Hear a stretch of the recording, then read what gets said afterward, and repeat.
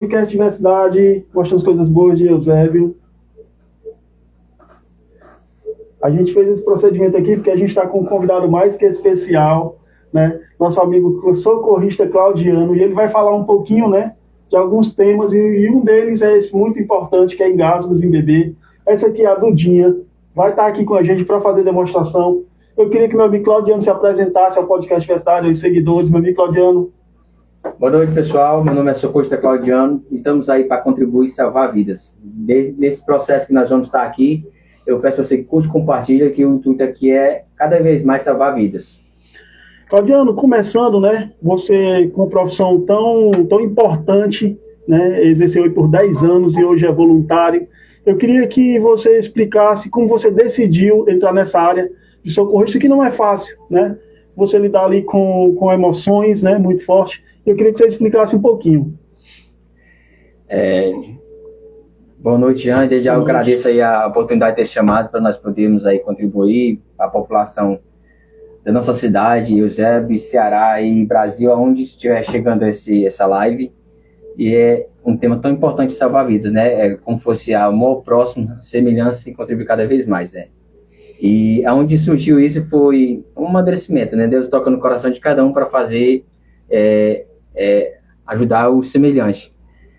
Trabalhei de motorista em Fortaleza, né, de caminhão, e aí sempre eu vinha essas ambulâncias, né, para lá e para cá, para do JF, né, que eu trabalhava na BR-116, motorista de caminhão. E aí começou essa curiosidade de fazer esse curso do SAMU, né? Aí meu colega dizia, Claudiano, por que tu não vai fazer esse curso? Moro no Eusébio, o SAMU é no Eusébio, onde iniciou todo o SAMU no Eusébio, nessa região ali de até Aracati, iniciou tudo pelo Eusébio. Né? Então, os colegas indicando essa função. E aí, quando eu aceitei a Cristo, mais ainda a vontade de poder contribuir e ajudar o próximo, né, e salvar vidas.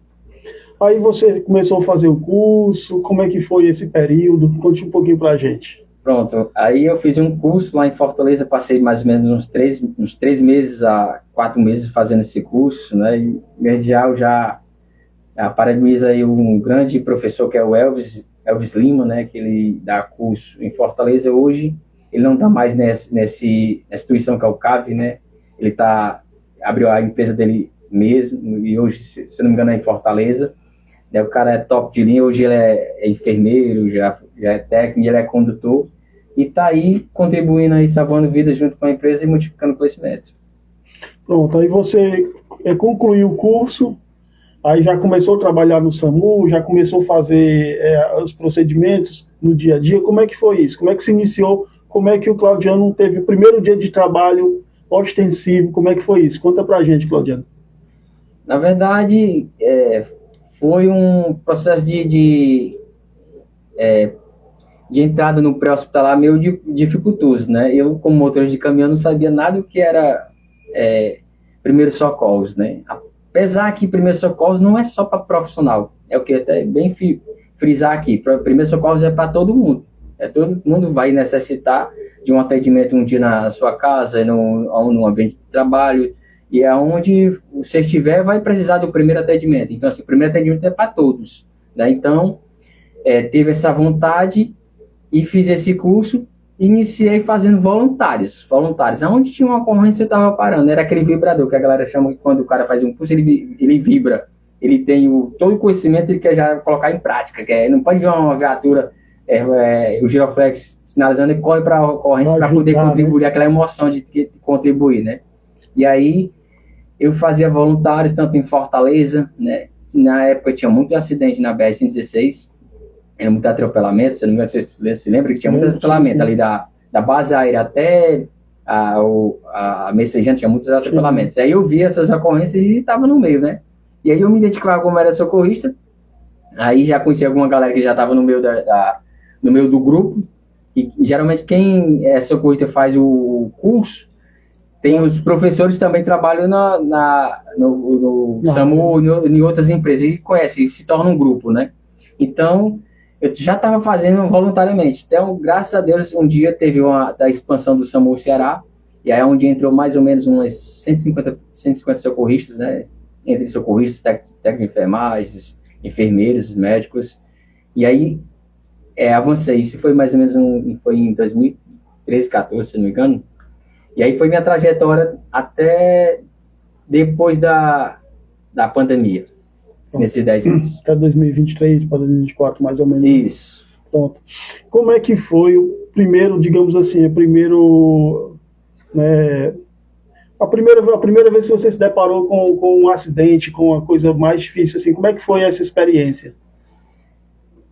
No início do SAMU, quando nós iniciamos, aquele cara bem verde, né? Bem verde, mas bem focado no conhecimento, porque eu, quando fiz o meu curso, vocês podem até procurar, o chamado da American Heart Association, é o PHTLS, onde nos protocolos nós se baseando por eles. Todo profissional da saúde, né, tem um europeu, tem outros protocolos, mas nós se baseamos mais por esses. E aí tem o PHTLS. E aí nós podemos dizer que comia ele, né? Todos os procedimentos em relação ao APH, o trauma, nós tínhamos de cabeça, mas na prática nós tínhamos que resumir, fazer a melhor forma possível de acordo com as diretrizes. E aí eu peguei primeiro uma ocorrência com uma fratura de fêmur fechada. E aí, mas eu já estava bem afiado, graças a Deus, na tranquilidade. Mas aí tinha um cara desenrolado, que era um técnico de enfermagem, né, comigo, e aí deu tudo certo, graças a Deus. E aí daqui para lá foi só multiplicando e melhorando o conhecimento. E nós ficamos se aperfeiçoando. No SAMU tem um processo que em mês e mês, 2, 3 meses, tinha a reciclagem, aí vai revezando esses conhecimentos, né?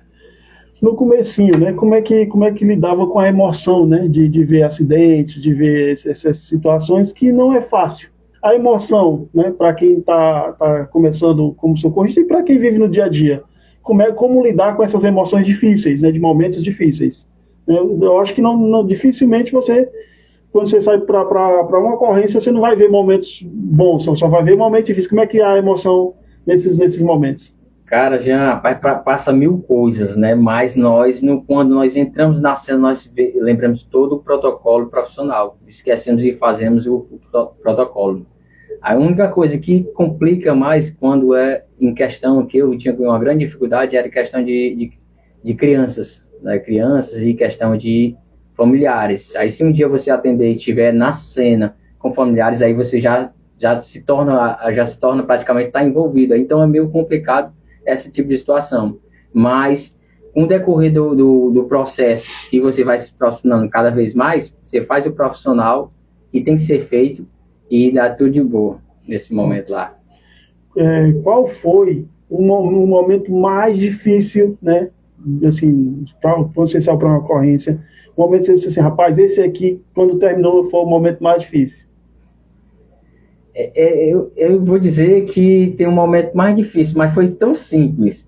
O que acontece? Estamos aqui na nossa mesa aqui, esse manequim, né, a Dudinha, foi quando a central passou uma ocorrência para nós, um engasgo com criança.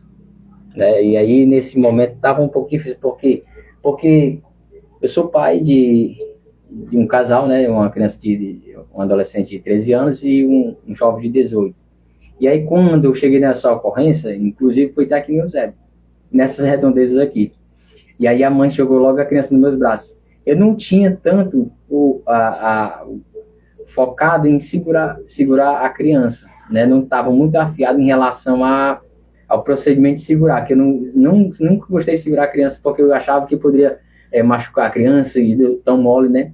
E sempre a minha esposa, ela segurava a criança. Aí eu senti uma dificuldade, mas aí automaticamente, quando eu peguei essa criança, eu passei para a técnica, porque realmente a técnica tem uma gabaritagem mais do que o condutor socorrista, né? E cada categoria tem o seu nível de conhecimento, né? O condutor é um, a técnica é outro, o enfermeiro é outro e o médico é outro, né? Então, assim, mas graças a Deus deu tudo certo, a criança ela estava engasgada com líquido, a técnica de enfermagem ela foi lá e lateralizou a criança, fez uma massagenzinha, na época era o protocolo velho, né? Estou falando há 10 anos atrás, mais ou menos. Você falou da importância, né, de que os primeiros socorros não é necessariamente ser um profissional, mas qualquer cidadão, né? até as empresas, ela adota, né, tem o sistema CIPA, né, que tem a Comissão Interna de Prevenção a Acidente, né, que ela capacita alguns funcionários para esses momentos difíceis dentro de uma empresa, né, que pode ocasionar acidentes, né, é o natural, a empresa a partir de 30 funcionários já tem que ter uma Comissão Interna de Prevenção a Acidente, que é a CIPA. Isso. Né? E como o que o nosso amigo Claudiano indicaria, né, para as pessoas terem uma noção em caso de acidente, em caso de engasgamento. Eu queria até que você demonstrasse aqui um pouquinho para a gente, né, em caso de engasgamento, principalmente em bebês, né? Isso. Como proceder? Pronto, a Dudinha, vou fazer o procedimento em relação ao protocolo 2025 da American Heart Association e falar sobre a empresa, como você falou, e a cultura. A cultura no Brasil, sempre nós pegamos a sobra de fora, né? Já está há muito tempo lá desenvolvido, toda a tecnologia, todo o apoio. Então, nós não temos como lá o procedimento, se fosse colocado como aqui, salvaria muita gente. Hoje nós vivemos aqui a sobra, né? E aí é complicado em situação de trabalhar com sobras, entre aspas. Nós falamos. Por quê? E cultura também, porque aí não tem como... eu ia até falar para você antes, não tem como falar em saúde e não falar em outras o tripé da sociedade, não falar de política, porque a política, ela salva e mata. É uma ação social, poder, né? Isso. Da ação social. Então, o que é que acontece? A cultura que nós temos no Brasil em relação a primeiros socorros é muito lenta. Como nós falamos aqui, todo mundo deveria saber fazer o básico. Eu estou falando aqui o básico. É o básico, não que eu já trabalhei numa instituição de APH, instituição de primeiros socorros, numa instituição do Estado, mas sim todo mundo fazendo o básico salva-vidas, que é o primeiro que está na cena, é nós aqui. Se hoje uma pessoa passar mal, é nós que vamos dar o primeiro passo para poder aquela equipe chegar, ou seja, aumentar a chance dela. Quando nós não damos o primeiro passo, a equipe já chega e, infelizmente, sempre o que acontece. Não tem isso a salvar a vida, né? Eles fazem todos os procedimentos, mas não salva. Aí nós vamos voltando aqui para o bebê. Nos protocolos internacionais de 2025, certo? Em relação aqui 2025, o bebê lactente de 0 a 1 ano, os protocolos dizem que não fazer o procedimento enquanto a criança ela toma líquido, né? De 0 a 1 ano, bebezinho lactente. Ou seja, se ela estiver engasgada, você lateralizar ela aqui, botar ela de lado e limpa com paninho, limpando aqui com paninho. Aí se ela botar o normal, beleza. Se ela não voltar, você faz os procedimentos. São 5 compressões na escápula com a região hipotenar, aproveitando a inclinação, ó, segurando aqui o queixinho com a mãozinha aqui, aproveitando a inclinação dela, aqui a sua coxa, ó, dando 5 golpes com essa região, e observando esses 5 golpes, se a criança já desengasga, já voltou ao normal, ou chora, no caso você vai escutar, ó, 1, 2, 3, 4, 5, observando esses 5 golpes, porque ela pode desengasgar no primeiro, no segundo, no terceiro, para você não der golpes sem necessidade, né? E não desengasgou, virou, segurando aqui a cervical dela, virou, aqui, ó, virou, aproveitando a inclinação do mesmo jeito, região hipotenar, linha mamilar, 5 compressões torácicas, ó, a parte inferior do externo, linha mamilar, 1, 2, 3, 4, 5. Observando esses 5 compressões, se ela também desgasgou. Se ela não desgasgou, faz esses movimentos. Lembrando que todo esse processo do engasgo numa criança, primeiramente, ligar para o 192 ou 193. Aqui no nosso caso é 192, né? Mas em outros estados é 192 ou 193, no caso, né? Então, intercalando esses 2 movimentos, você vai estar dando mais chance a uma criança sobreviver num engasgo, tá bom? Esse é o procedimento do lactente. Pronto, a gente falou aqui de bebê, né, da Dudinha que está aqui, né, isso, servindo. E o engasgo, ele não é só em bebês. Tem crianças de um pouco mais de idade, tem em adultos, né? E a gente deu uma olhada aí, você citou bem, sobre uma lei, né, que foi criada a partir de um acidente, né? A Lei Lucas, né? Que foi uma criança que se engasgou, né? Eu queria que você falasse um pouquinho dessa lei, de por que aconteceu, por que o nome dessa lei é Lucas. Queria que você falasse sobre isso, que é um momento digamos, né, de demonstrar o porquê, a importância dessa ação, né, de demonstrar como exercer num momento como esse. Isso, o que acontece? É super importante, é tanto que eu me preocupava tanto. E ainda me preocupo, né? Que nós, como somos pais, não sei se você considera ter filho. Hoje eu tenho uma filha de 13 anos, estuda na escola pública, né? E tenho um filho também de 18, e graças a Deus terminou os estudos. Mas, enfim, essa lei ela veio para acrescentar cada vez mais. Como? Hoje mesmo, já nesse exato momento, morreu crianças engasgadas, né? Crianças morreu. Hoje eu estava dando uma olhada no Instagram e aconteceu já mais um fato de uma criança engasgada. Não sei se foi aqui no estado do Ceará. Então essa lei aconteceu devido ao quê? Um garoto de 10 anos, Lucas, no passeio escolar ele foi lanchar e foi comer um cachorro quente. Nesse processo de se alimentar, nesse processo de mastigação, ele não mastigou bem a salsicha, né, que é do cachorro quente, e se engasgou com essa salsicha. Nesse procedimento não tinha ninguém para poder fazer esse procedimento de manobras, desengasgo. E ele chegou a vir a óbito, porque não tinha um professor, do engasgo. O professor não sabia, o pessoal de parque de recreação não sabia, é tanto que na lei 13.702, 2018, Lei Lucas, que a mãe, com toda essa dor, toda essa batalha, conseguiu aprovar essa lei, com muita batalha, muito apoio, sofrimento da família, conseguiu o apoio dessa lei de 2018, hoje está com 8 anos, né? E ainda crianças ainda morrem, e gente, não sabem fazer o procedimento em escolas. Então essa lei ela obriga que todo profissional da educação básica e parque de recreação também, não é só nas escolas não. Parque de recreação, por quê? Porque a criança, onde ela se engasgou, foi no parque de recreação, no passeio escolar. Ou seja, é obrigatório todo profissional de educação e parque de recreação, onde tem crianças e adolescentes, ter o curso de primeiros socorros com certificados, né? E eu dou ênfase bem ainda. Não é só um curso que você faz na internet, que é bom, melhor do que nada, né? Mas é um curso que você tem que fazer, procurar instituições que façam na prática, porque a prática é diferente só da teoria. Você tem que fazer a teoria e a prática. Para quando você ter a ação, você já realizou, porque pegou um manequim desse aqui e fez o procedimento. Não é só na teoria, né? Então, o que eu aconselho? Fazer na prática. Profissional da educação, profissional da área de recreação de crianças.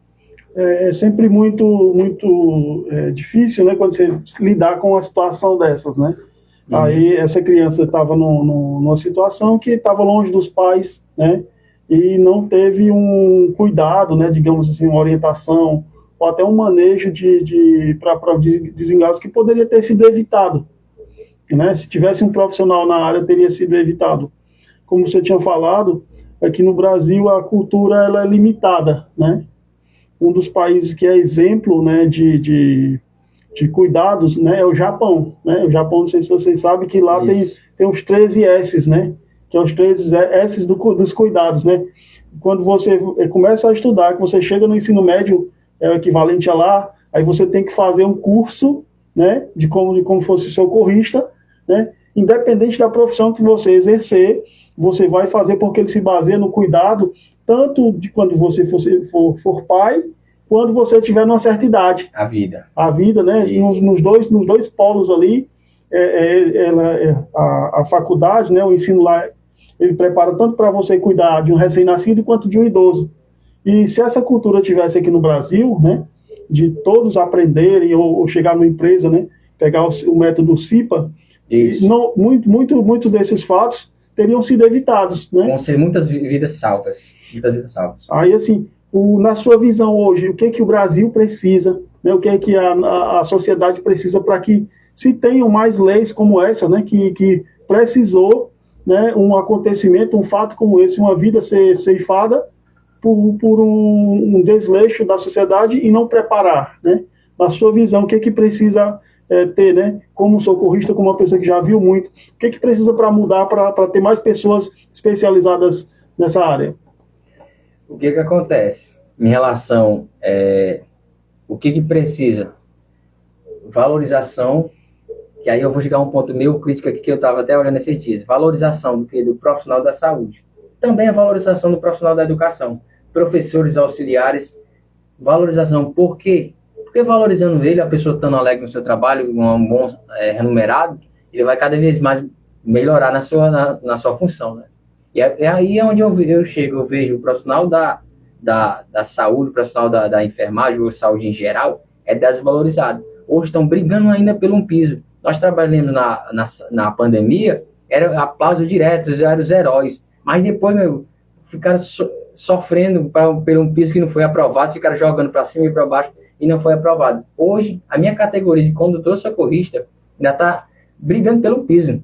Hoje, antes não era nem reconhecido como profissional de saúde, hoje nós somos reconhecidos como profissional de saúde, o condutor de veículo de emergência. É reconhecido. Antes era motorista, aí fizeram a titularidade mudada para poder ser condutor de veículo de emergência, para poder ter uma categoria e englobar na área da saúde, né? Mas o que é mais importante? Salário. Salário é importante porque... O reconhecimento, né? O reconhecimento perfeitamente. Financeiro, né? Bate só palma e agradecimento, mas não os salários, né? O salário dos políticos aí, vamos falar de vereador, acima de 10 mil reais, deputado, 45 mil reais, porque um professor tem que ganhar 4 mil reais, porque um técnico de enfermagem tem que ganhar 3.500 reais, digamos, né? Que a categoria do novo piso está isso mais ou menos, e o enfermeiro está, segundo me engano, está 6 mil alguns quebrados, mas no mínimo aí, um enfermeiro é 10 mil reais tinha que ser, um professor também uns 10 mil reais, o técnico de enfermagem também, um condutor também. Hoje, se eu for trabalhar de motorista ali, eu tiro 4 mil reais, de 3.500 a 4 mil reais. Aí se eu for trabalhar salvando vidas, eu vou tirar menos? Por quê? Não tem condições. Hoje eles estão brigando por um piso de 4 mil reais, os condutores socorristas. Cuidando da vida, que é o que é mais importante, né? A gente só tem uma, né? Perfeitamente. E para englobar nisso, eles falam que eu estava até vendo essa questão do piso, que estão lá, tá lá no Senado, eles estão lá brigando por isso na Câmara dos Deputados. Estão brigando por isso. Que aí falaram até um técnico de enfermagem, eu vi no comentário, dizer assim, e aí o condutor vai ganhar isso, e nós que não estamos ganhando isso? Mas assim, e aí digo mais profundo, por que não obriga o condutor a ter o técnico de enfermagem? Beleza, obriga, então faz uma categoria que o condutor vai ganhar mais do que o técnico de enfermagem. Por quê? Porque ele vai conduzir e vai dar o atendimento. Porque ele entende já um procedimento bem próximo ao técnico de enfermagem. Ou seja, o condutor ele faz duas funções. Ele faz a condução e dá o atendimento. Que é não sei se eu não expliquei aqui. Aqui nós temos aqui no resgate, no SAMU, nós temos uma básica UTI. A básica que chega primeiro, vão as ocorrências que é filtrado de acordo com a central, filtrado. Né? Então, assim, é o condutor e o técnico de enfermagem na básica. Na UTI, é o condutor, o enfermeiro e o médico. Ou seja, isso, o médico. Mas vai para a ocorrência quando está grave, né? E às vezes vai as duas juntas para poder uma parada cardiorrespiratória? Vai. Mas às vezes vai só a básica, né? Porque aí nós vamos chegar até aprofundando, vamos entrar nesse assunto também, que é muito importante para nós aqui, Jean, para todo mundo aqui do município do estado de Ceará, em geral, Brasil. Porque teve uma grande mudança nessa área que compete a nós como ser humano, que nós estamos aptos a ter a necessidade. Viu? E os políticos também têm necessidade. Porque, eu vou até englobar aqui entrar, porque político morre, cara, necessitando um atendimento de urgência, e não tem, viu? Porque quando nós temos aí uma parada cardiorrespiratória, cada minuto é importante. Aí se uma ambulância ela chega lá de 15 a meia hora, eu sei que não é teletransporte não, não é teletransporte, mas se a população não está treinada, não tem um equipamento DEA, que é importante, que nós vamos já chegar no caso, e aí todo mundo precisa, né? E ele não vê isso, porque o SAMU é regionalizado. Lá do Aquiraz, se o Eusébio aqui tiver em ocorrência, lá do Aquiraz vem atender o Eusébio. Se o Aquiraz tem em ocorrência e o Eusébio que vem lá de Taitinga, cara, se tu tá com parada cardiorrespiratória, e nos protocolos do leigo, da população, para fazer compressão, tu vai passar meia hora fazendo compressão, é muito exaustivo, não aguenta, cara. Só que faz revezamento, mas nem todo mundo tá treinado, nem todo mundo tem coragem de fazer uma compressão no externo, na parte inferior, uma compressão. Então, assim, é meio complexo. Vamos entrar aqui nesse assunto, mas eu vou destrinchar isso aí. Pode falar. Pronto, na questão, né, de parada cardíaca, né, tem um sistema de prevenção, né, para os seguidores aí que alguns têm problema de pressão, né, pressão alta, pressão baixa, como identificar os primeiros sinais? Porque, na verdade, quando nós falamos de parada cardiorrespiratória, né, existe o protocolo, os DRs, que diz aí que nós vamos ver aí na internet vários sintomas. O que todo mundo diz é a dor no peito, né? É uma dor forte no peito, né? Forte. Irradiando para o braço esquerdo, aí diz náuseas, suadeira, vômito, né? Então, assim, essa é o padrão. Existe essa daí. Mas pode chegar e ter já infartou e já caiu, porque é repetindo, né? Ou seja, esses são os padrões. Mas, como hoje está modernizando cada vez mais, existe já uns exames que já antecipa, diz que o cara já descobre dias antes de ter um infarto, né? Um entupimento nas artérias coronárias, né? Do coração. E aí você fazendo os exames já pode antecipar um infarto, né? Já evitar para poder você fazer aí o procedimento de uma cirurgia. E aí diz que hoje, vamos entrar já. Hoje, se você tem a história de questão de um hormônio, se um hormônio você tem um hormônio que ele contribui para o infarto, ou seja, nós estamos vendo pessoas na academia, então bem jovens, sarados de 30 a 40 anos ou menos, até 25 anos. 22 anos que pronto. Foi ceifado, né? Perfeitamente. Foi óbito na academia porque diz que é um hormônio que tá baixo ou tá alto devido a esse procedimento que causa o infarto. Hoje, e, na verdade, se nós for também englobar a questão do infarto, que pode abrir a abrangir grande, nós podemos ver que envolve também a questão da alimentação, envolve tudo, mas essa questão de prevenção é muito importante. Qual o tópico que você falou mais?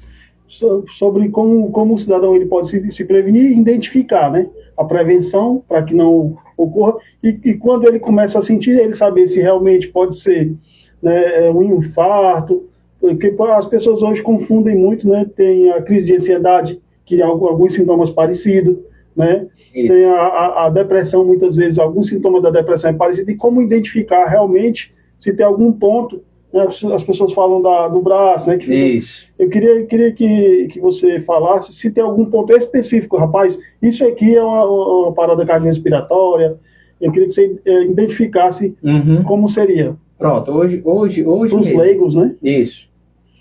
Lembrando que aqui nós estamos falando a forma mais natural possível, popular para a população. Não é para profissional da saúde, não. O profissional da saúde sabe, ele vai olhar nos protocolos, ele sabe. Mas para a população geral não sabe. Então nós estamos tratando aqui bem didático, normal, para a população, né? Aprender. E se quiser buscar mais o conhecimento, vai lá, busca na internet, tudo que nós estamos falando está lá nos protocolos, e busca aí para aprender cada vez mais.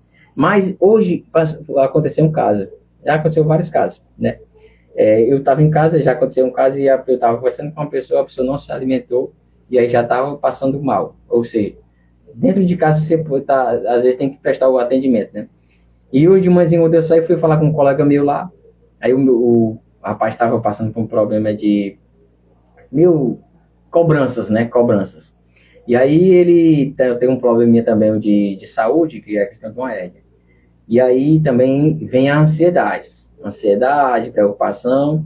E aí nós conversamos, e eu fui tocar no assunto, falar para ele, e ele conversando nesse momento, passou uns 10 aqui, a 20 minutos, ele começou a passar mal. Pelo papo que nós vinha comentando. Ou seja, a preocupação, a ansiedade e o estresse causam dores, né? E aí, o que é que acontece? Aí que você me perguntou, e aí, Claudino, o que é que eu posso identificar que é um infarto ou que é só ansiedade? E aí eu pego e digo, bem natural, é melhor pecar no excesso de que na negligência. Pode ser uma dor, e ele disse que era uma dor que nunca tinha sentido, uma dor forte que está doendo, com a mão no peito, esse ponto. Aí lascou, se eu vou ter que fazer o atendimento aqui mesmo eu já sei o próximo, eu vou ficar tranquilo. Já fiquei em alerta, um número para ligar e fazer o procedimento, né? Só eu e ele, dentro da casa dele. Ou seja, eu já ia ligar, mas eu deixei ele ficar bem à vontade. E aí, como é que tá? Conversando, não vai passar, é só gases, vai passar. Mas, para você, população, se é uma dor no peito diferenciado, que forte, que acocha, forte, e com o nome doido, meu amigo. É muito melhor você ligar do que você chegar e infartar, né? Ou você não, ou peça para alguém, ou familiares, né? Então é melhor pecar no excesso, viu? Porque, e às vezes pode ser que não dê nem tempo de tirar a dor, que já chega de repente já caindo, né? Na verdade. Pode falar. Tem a cultura, né, assim, nós como trabalhamos muito, né, tem a cultura de esconder, né, muitas vezes tá assistindo aquela dorzinha, não vou ligar não, eu não vou procurar, Isso. Eu não vou falar porque eu tenho que fazer isso aqui, é só uma dorzinha, vai já passar, né. Essa cultura, na sua visão como um socorrista, como uma pessoa que já se deparou com diversas situações, o porquê que muitas vezes acontece isso, por que as pessoas elas guardam a dor, né. Na verdade, e o que acontece? Como eu falei já para você, até no caso dele de novo, eu deixei, segurei, porque eu sabia o que fazer, como profissional de saúde, sabia o que fazer. Eu ia fazer as compressões até a equipe chegar, acionar e fazer as compressões. Mas se fosse outra pessoa, tinha que imediatamente procurar um atendimento próximo, um posto de saúde, onde nós vamos chegar aqui, posto de saúde. Não guardar para depois não pode ter. Então, assim, é melhor pecar no excesso. Se você está no posto de saúde, próximo ao posto de saúde, vá menos verificar sua pressão, né? Ver os sinais vitais. Foi o que aconteceu também com a minha esposa. Minha esposa estava passando mal com ânsia de vômito, né? Que também é um procedimento que apriora sintomas de um infarto também. Vômito, dor no peito, né? E aí eu perguntei a ela se ela está sentindo mais sintomas. Não. Aí nós estávamos lá, mas ela estava no posto, certo? Aí, se tratando de outras coisas lá simples, aí eu chamei só a técnica de enfermagem para verificar os sinais vitais dela. Para o quê?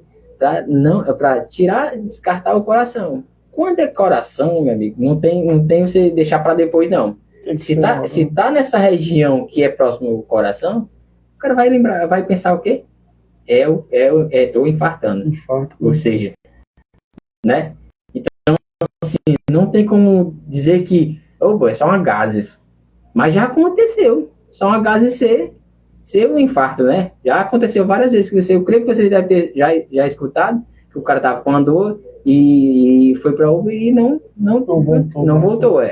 Inclusive, como nós estávamos falando sobre hormônios, sobre exames que antecedem a equipe pode descobrir, inclusive, aqui mesmo na família da minha esposa, foi um tio dela, ela foi 2 vezes para a UPA com dor no peito, certo?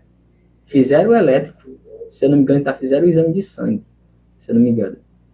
Voltou para casa. Na terceira já chegou sem os sinais vitais. Ou seja, eu vou até te dizer de onde é, a distância mais ou menos uns 10 minutos a 7 minutos.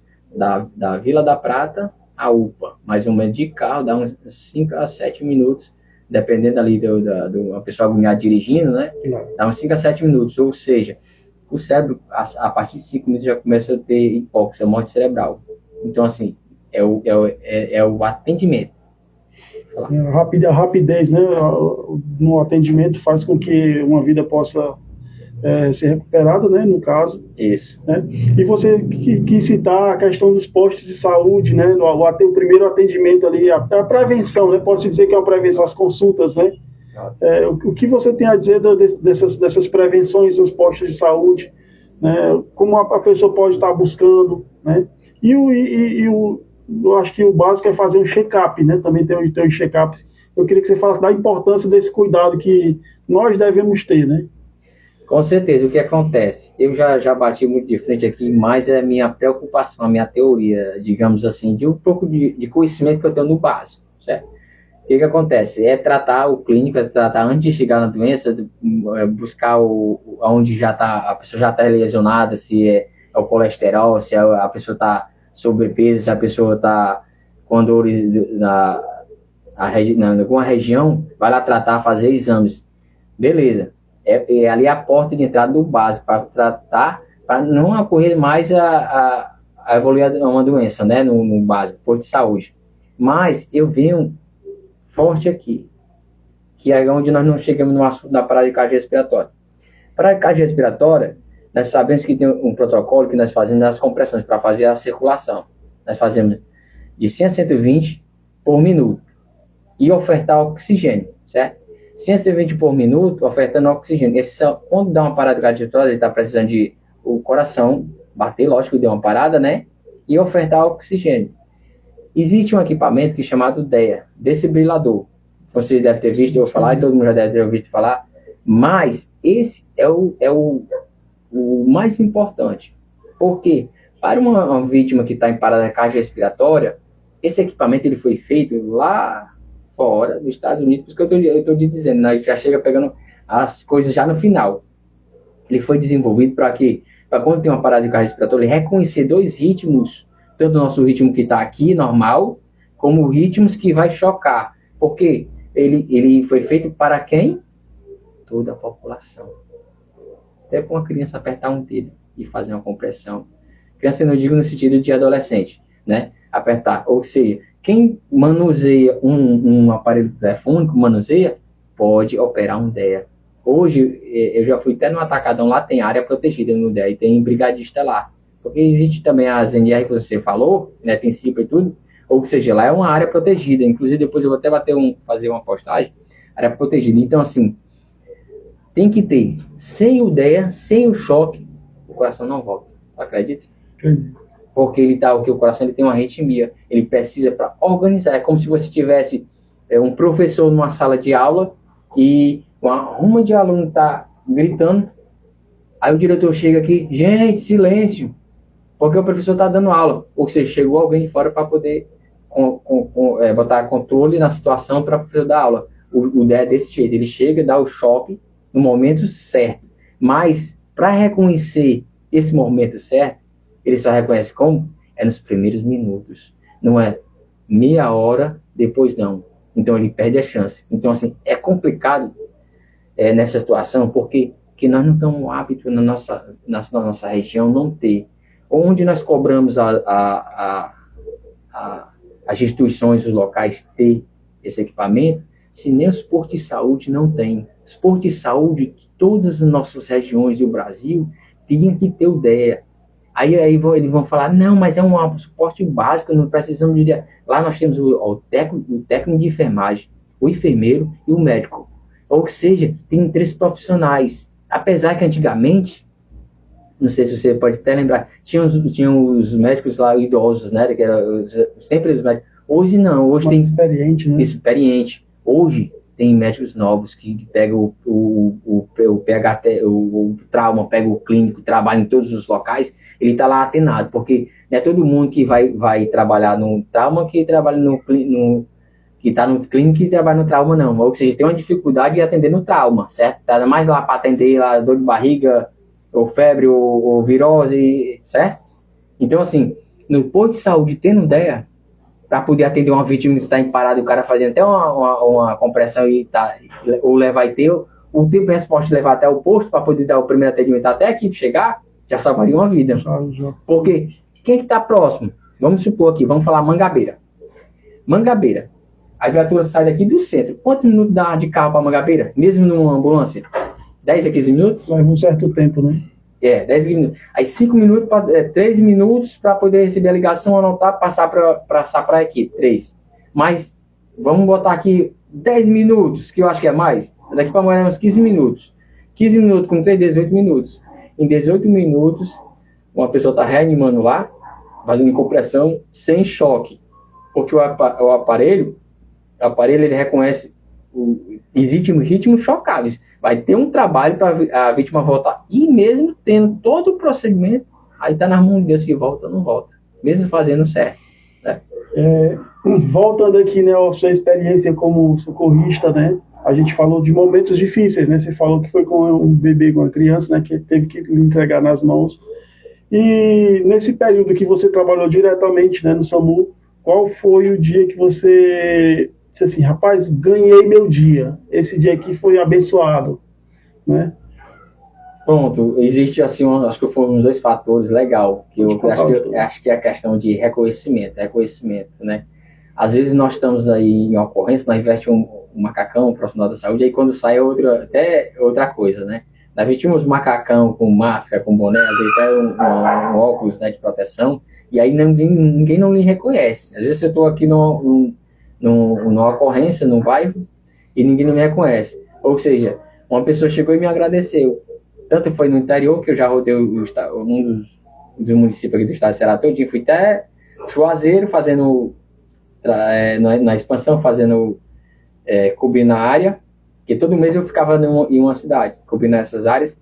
E aí, nessas viagens que eu ia para o interior, encontrei uma pessoa lá, teve um acidente e fui dar os primeiros atendimentos. Eu nem me lembro da época que eu fiz lá, mas a pessoa disse, ei, cara, falou no Instagram, tu me ajudou, assim, quando eu ia para Canindé e eu teve um acidente, tu me ajudou. Isso foi gratificante, o reconhecimento, né? Então, assim, muito, muito, muito bom, cara, gratificante. Por isso que é bom você ajudar o próximo para poder retornar, né? Então, assim, retornou como gratificação. Então, para mim, foi muito útil a Deus. Teve outro aqui também, como você mencionou aqui, resgate voluntário aqui. Quem é da saúde, quem gosta de ajudar o próximo semelhante mesmo, você vê na situação aí, tanto nem pedindo ajuda, você já contribui para ajudar. Uma ocorrência aqui que vai para antes da Estrada do Fio, um motoqueiro sobrou numa curva e lá o motoqueiro já estava batendo um poste e aí ele estava com um capacete. Aí eu fui lá, estabeleci a cervical dele, tirei o capacete porque a própria presilada já estava, a jugular dele aqui estava sendo estrangulado, ou seja, já estava já bem mal, já roxo. Peguei e tirei. E aí esse cara depois lembrou que eu fiz esse atendimento com ele. Então, assim, é muito gratificante ter esse reconhecimento. Já estamos com quantos minutos aí? 44 minutos. Show. Passa rápido. Isso, passa rápido. Pode... Claudiano, nesse período que você trabalhou como socorrista, né, teve diversos momentos. Algum dia você sentiu vontade de parar pelas coisas que aconteciam, pelos momentos difíceis? Pronto, na verdade eu dei uma afastada depois da pandemia, né? Como hoje eu não atuo mais no SAMU, como você foi falado aqui. Estamos aqui as fotos, relembrando o nosso trabalho, né? Que nós trabalhamos no SAMU, mas a pandemia foi muito cruel para todo mundo, uma coisa nova, né? Eu creio que todo mundo sofreu, perdeu o ente querido, né? Graças a Deus eu não perdi, graças a Deus, graças muito a Deus, né? E foi novidade para todo mundo. Os profissionais da saúde nível Brasil, acho que teve que fazer um treinamento, não tinha o sumo suficiente, aquela coisa toda.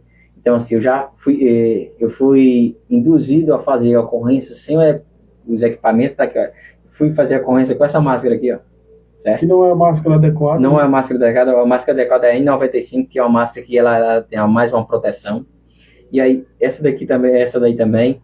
Então, assim, eu fiz uma ocorrência com o macacão sem o avental, ou seja, então assim, foi muito complicado em relação, porque nós perdemos colegas de trabalho, e isso foi aonde eu me dei uma afastada. Já estava muito chateado nessa questão do quesito de valorização do profissional da saúde, e aí eu queria novos horizontes, novas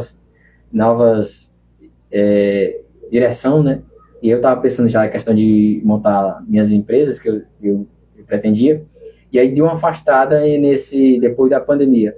Principalmente quando morreu um colega meu, que nós tínhamos um entrosamento, nós éramos vizinhos, né, que foi o Luiz Fabiano, né? O Luiz Fabiano morreu, e inclusive ele ligou para mim de madrugada para poder socorrer, e aí eu não atendi, se não me engano, né? Depois das 10 horas, quando eu capoto, para poder acordar, mas acordo 5 horas da manhã.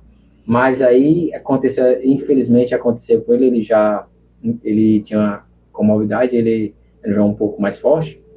E também, esse ano ele tinha descobrido que tinha pressão alta, né? E aí começou a derramar. Mas juntou, né? Juntou isso, tudo. aí, mas ele malhava, já malhava e tal, né? E eu pensei que nesse processo todo ele ia se tornar forte, né? Porque é questão do organismo, cara, né? O organismo, se estiver fraco, porque teve gente mesmo com obesidade, enfrentou legal, mano. Enfrentou legal. Tem pessoas que passaram nem tiveram nem sintomas, né? Isso. Eu praticamente eu tive só uma febre, e aí eu até brinco aqui, faz chama, né, um estrangeiro, teve um corpo de atleta, né?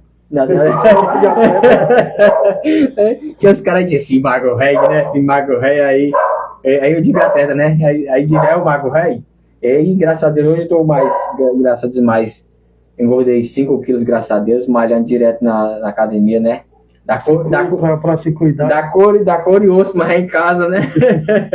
Mas, enfim, gente, a pandemia foi muito cruel, graças a Deus, todo mundo enfrentou essa pandemia e os guerreiros. Eu parabenizo até o início para falar dos profissionais da saúde, principalmente do pré-hospitalar, que é a minha turma, né? Todos que estão atuando no lar, que estão lá, que são guerreiros, cara. Se deve valorizar mais, principalmente em esfera de governo estadual e federal. Tem que realmente valorizar aí, governo federal e estadual, porque um piso digno, tanto não só em relação ao mas em relação à saúde completa, a valorização, porque nós colocamos aqui, não é só a população não, eles necessitam, mas só que eles necessitam, porque eles têm Tem um sistema particular, tem de saúde, né? Mas tem hora que não chega não, viu, menino? Tem hora que quando chega ele tá no gravíssimo, ele sofre do mesmo jeito também, eles têm que entender. Inclusive ontem eu estava num evento do governador ali na CE, e lá tinha dois carros preparado, né? Preparado, o bombeiro e uma básica, né? Mas todos eles eram básicas, não tinha um médico não tinha UTI não. Aí o que acontece? Se o governador ele tem 2 carros ali disponíveis para o evento não tinha 1.000 pessoas não, viu?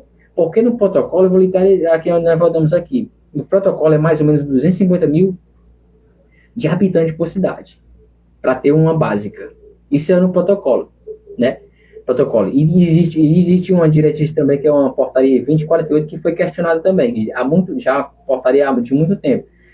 Para ter uma ambulância aqui, no Eusébio, e toda a cidade, tem que ter mais ou menos 250 mil, se eu não me engano, 250 mil habitantes. Quando não tem, ele vê a proximidade de BRs, de áreas turísticas, onde pode ter acidentes e desastres, né? Então, assim, é contado por isso, né? Então, nós temos aqui BR e CE, temos praia, né? Então, assim, hoje o Eusébio, ele tem praticamente, né? Ele tem 70 mil habitantes. Ele vai para daqui do final do ano, ele vai para 100 mil habitantes. Pelo fluxo aqui no Eusébio, nós era para nos ter já 2 ambulâncias do Estado. 2 ambulâncias do Estado, quando o Estado colocar 2 ambulâncias, eu digo experiência própria. Eu fazia de 7 a 10 ocorrências. Final de semana que vocês têm 10 ocorrências aqui, cara. Aqui fica exausta mesmo. 10 ocorrências. 2 ambulâncias daria conta. Mas, aí eu venho aqui para nós, eusebienses. Não devemos esperar pelo Estado. Devemos ter a nossa, para não sair do município. Porque quando nós temos a nossa não vai atender o Aquiraz, não. A nossa não vai atender Taitinga, não. Vai ficar sempre à disposição. À disposição. Embora que um dia ela não esteja no município porque foi fazer pegou uma ocorrência, foi direcionado para levar para o JF, o Hospital de Referência, o HGF, né, de referência, né? Ou o Hospital do Coração de Referência ou Infarto. Mas nós temos uma que vai ficar dentro, não vai depender da regionalização do Estado. Então, assim, os municípios, eu digo assim próprio, os municípios que já lá na Aracati tem, não é só, você pegar aqui dentro do estado do Ceará, tem vários municípios que tem já a ambulância do município junto com o apoio do SAMU, que é a mesma ambulância. E às vezes os profissionais do SAMU tiram plantão no município, né? Então, assim, é o mesmo atendimento, ou seja, eu vou lhe dizer aqui para nós, aqui já, o único que batalha, socorrista que batalha, pedindo resgate municipal, há muito tempo, até como eu fui candidato aqui no município de Eusébio, que batalha para pedir o resgate municipal, sou o socorrista Claudiano. E um dia tiver aqui o resgate municipal e não me chamar, é boicote. Eu sempre boto, porque é boicote, porque sempre eu batalhei para ter um resgate municipal, que sempre eu falei. E um que tem coragem de dizer, mesmo apoiando a direção, sou eu. Então, assim, nós já devemos ter o resgate municipal, para não depender do Estado. Nós e o Zé, em geral. A gente já está com quase uma hora de live, né? E eu deixo aqui um tema livre para você falar sobre esse seu trabalho que você faz maravilhoso, né? Voluntário, né? Se pago já é difícil, né? Se você já recebeu a remuneração por exercer uma função dessa já é difícil. Imagine você ser voluntário, né? Que com certeza é só o amor mesmo, faz você ter uma vontade de ajudar a quem está precisando no momento mais difícil, né? Eu deixo um tema livre aqui para você falar sobre isso, já que a gente está quase encerrando. Pronto, o que acontece? É difícil, com certeza, porque você tem que ter gases, ataduras, soro, né? E aí nós pegamos parceiros aí, eles fornecem para nós, né? Os colegas aí de empresas, né? Inclusive aqui tem uma empresa que já está fechando parceria conosco, se Deus quiser, ela vai estar atuando tanto na Lei Lucas aqui, e também vai estar atuando, se Deus quiser, com os projetos novos aqui de palestras em escolas, palestras em igrejas, né? E aí está estruturando tudo para isso, né? Já estamos com um parceiro forte, graças a Deus. E eu creio que também aqui, se Deus quiser, o prefeito Júnior ou outros prefeitos da gestão do grande apoio do Arcelon Gonçalves vai identificar que vai ter que ter o nosso resgate aqui, porque nós chegamos a 100 mil habitantes. O Eusébio vai estar estruturado, uma potência dessa, uma dessas cidades mais ricas do estado do Ceará. Ou seja, não é nada que gastar uns 300 mil reais, não é nada para salvar uma vida, né? A vida vale muito mais, né? Perfeitamente. Nesse raciocínio, nós temos aí esse grande procedimento para atuar no Eusébio em relação a fazer o voluntário nessa tese. Inclusive, se você puder já buscar aí nas redes sociais e buscar agendar, quando já estiver iniciando as palestras, você fique à vontade. Socorrista Claudiano está à disposição.